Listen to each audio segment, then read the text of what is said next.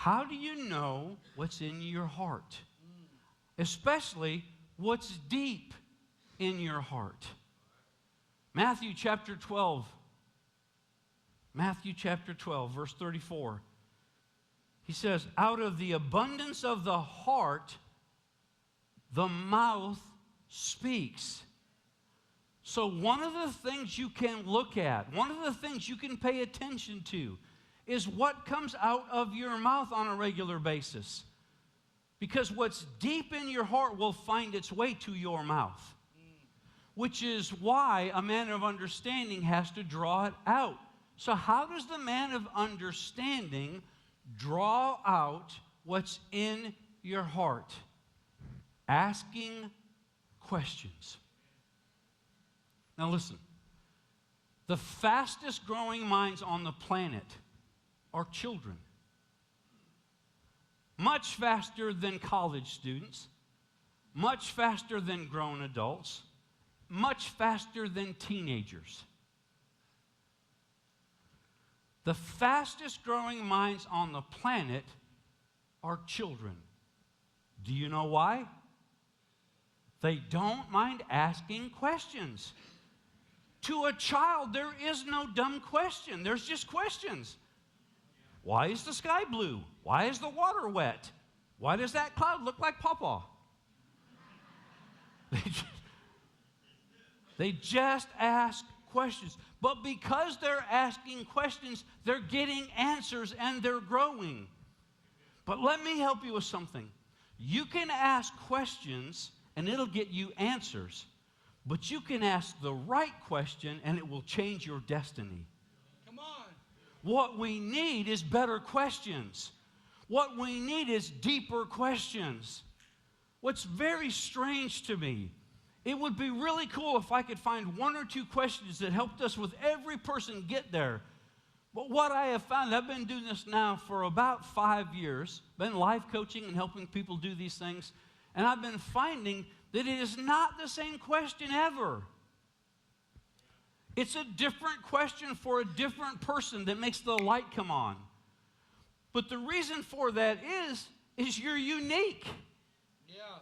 And the questions that stoke you and bring you to life might bore to tears the next person. So it's asking the right questions. Now, John Maxwell wrote a book called Intentional Living. And I love John Maxwell. I've got almost all of his books. I got a couple that were hand-signed. I was there to watch him. I love John Maxwell. But one of his best books was called Intentional Living. And in that book, there are 204 questions. I know because I looked them all up. And out of those 204 questions, there's only about a half a dozen, 6 maybe, that are similar with one word changed. Well, what's interesting is that one word change affects people differently. Have you ever thought about the fact that God asked his followers questions? Have you ever thought about how many times Jesus wouldn't answer a question but asked a question in the midst of their question? Okay, let me help you out with something. If God asks you a question, it is not because he doesn't know the answer. You need to pay attention. If God is asking you a question, it is for your sake that you answer the question. It is for the wisdom of God. He knows if you answer this question, you will get to another level. See, the right questions can cause you to get out of your little fishbowl and see life from a different perspective. I'll give you an example. Adam eats of the forbidden fruit. Now, Eve has already eaten. The Bible says she hands it to her husband there also. He was not off hunting. He was right there when she ate. Now, I don't know how long it took before he actually ate. I think he waited to see if she was going to die.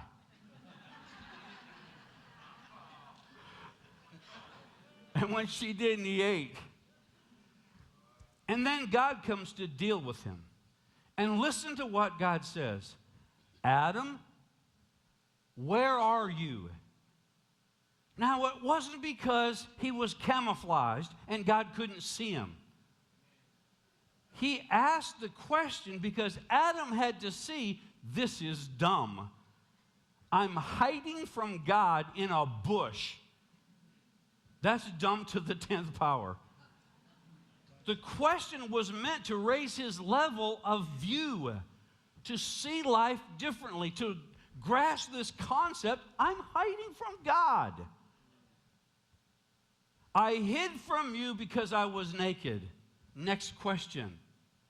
Who told you you were naked? It's a great question. In my life coaching with people, I often ask them, who are you listening to? Because who you're listening to affects your outlook on life. You are the sum total of the information you're getting. You need to make sure you're getting the right information. And so God asks them, who told you? Who are you listening to? Until you realize you're listening to the devil, you will keep listening. Until you realize that blame and that shame and that guilt and that accusations all come from the accuser, you will continue to think it's you. You will continue to think it's truth. So it's so important that we ask the right questions.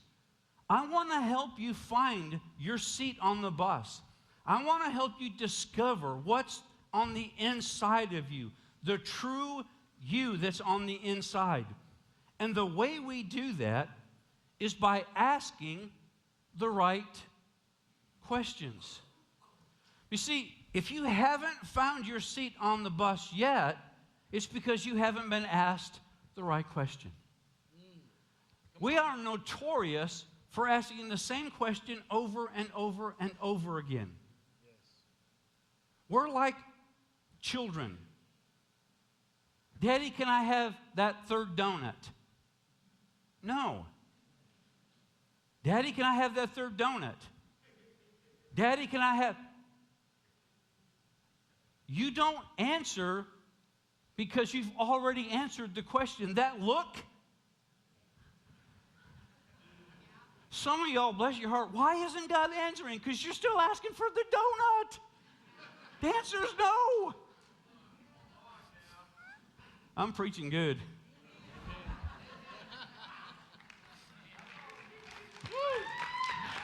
No, I don't need no sympathy clap. No.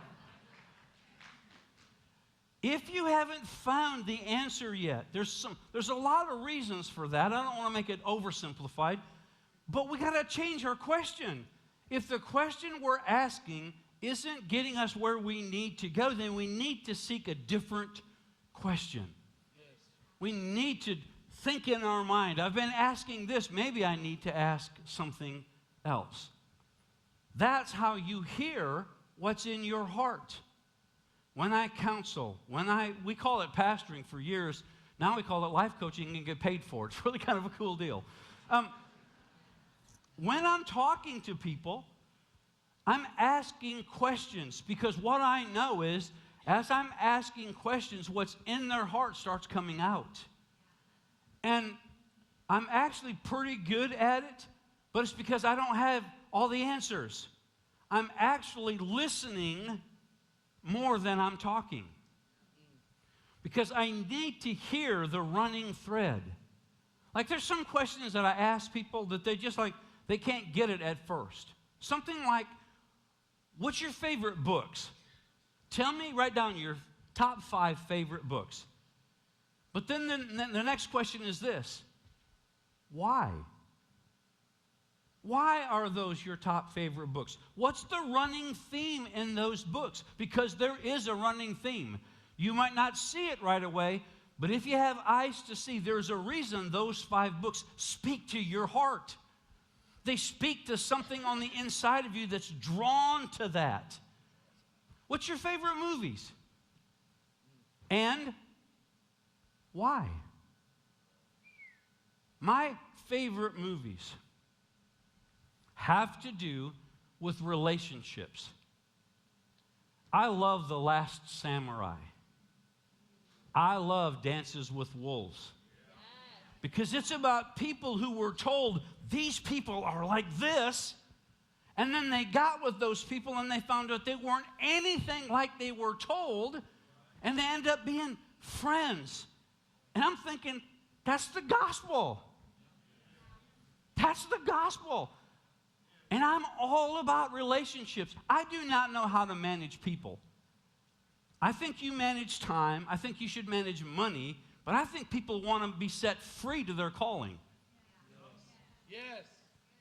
Now listen, your calling is where your natural talents that you were born with, your giftings, which is what you're born again with, and your purpose all find cohesion. They're unified. Where those things come together, that's called your calling. Yeah.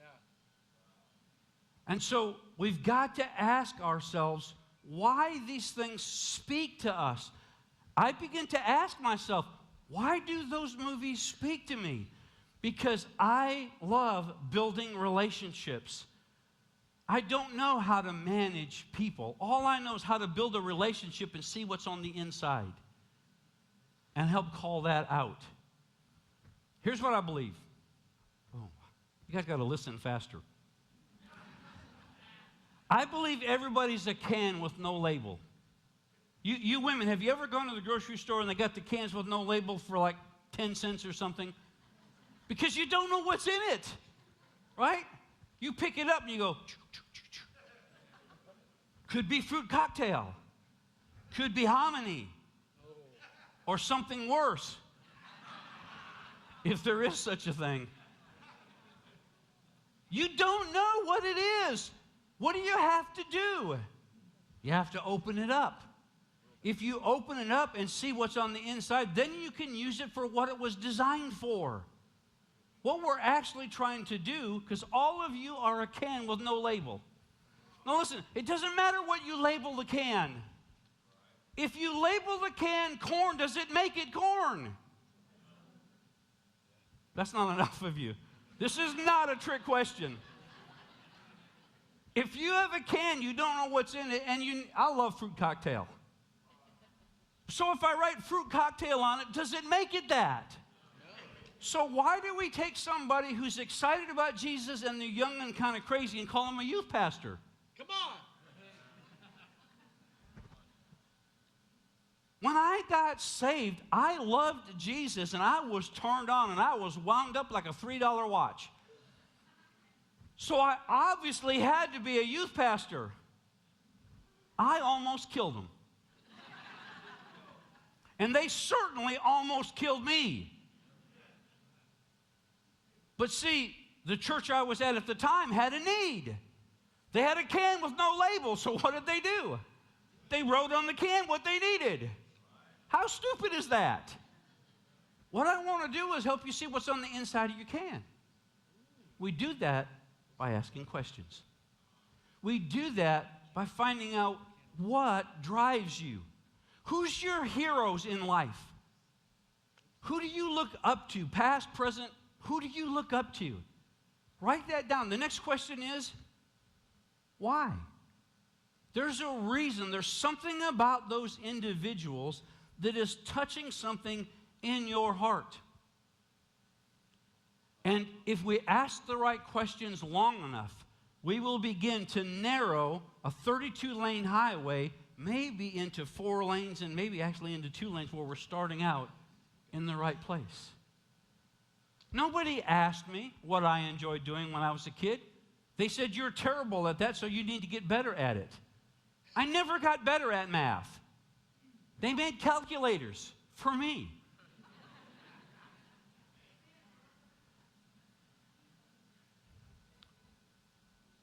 So we're going to ask different questions. Now, here's what I need you to know.